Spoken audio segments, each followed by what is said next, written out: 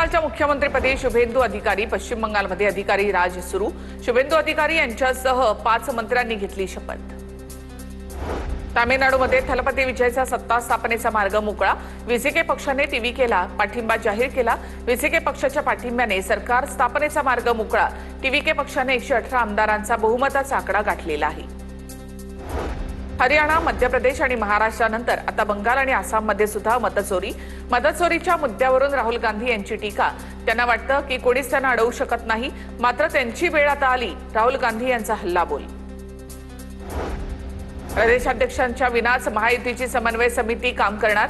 समन्वय समितीमध्ये रवींद्र चव्हाण आणि सुनील तटकरे नसतील तर भाजपाकडनं समितीमध्ये बावनकुळे, गिरीश महाजन, तर शिंदेच्या शिवसेनेकडनं सामंत आणि भुसे, तर राष्ट्रवादीकडनं छगन भुजबळ आणि हसन मुश्रीफ समन्वय समितीमध्ये। सरकार स्थापनेला 1.5 वर्ष, मात्र महामंडळ वाटप रखडलेलंच। महायुतीमध्ये एकमत होत नसल्यामुळे महामंडळ वाटपाचं भिजत घोंगडं। इच्छुकांची संख्या अधिक असल्यामुळे महामंडळ वाटपास ब्रेक, सूत्रांची माहिती। जिल्हा मध्यवर्ती सहकारी बँकांमधील नोकर भरतीमध्ये भूमिपुत्रांसाठी आरक्षण। फडणवीस सरकारचा मोठा निर्णय। मूळ रहिवाशांसाठी 70% जागा राखीव ठेवण्याचे आदेश, शासन निर्णय जारी।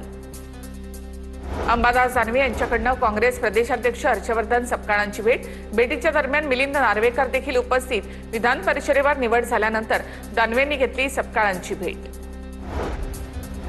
रयत शिक्षण संस्थेच्या अध्यक्षपदी शरद पवार यांची पुन्हा एकदा वर्णी।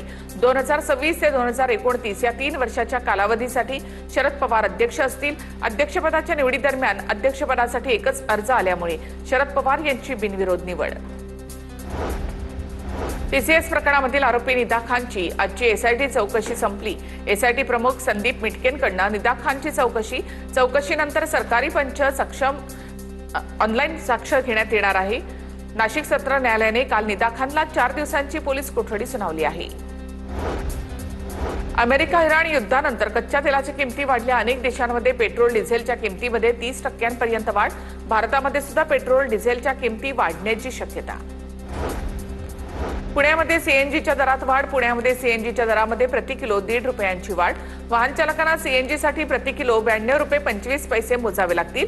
अमेरिका-इराण युद्धाचा या गॅस दरावर देखील परिणाम। मुंबईमध्ये डिझेलच्या पुरवठ्यामध्ये 5 ते 10% कपात। मालवाहतूक आणि व्यावसायिक वाहन चालकांना डिझेलसाठी प्रतीक्षा करावी लागत असल्याचं चित्र। मात्र पेट्रोलचा पुरवठा स्थिर असल्यामुळे सामान्य वाहनधारकांना दिलासा।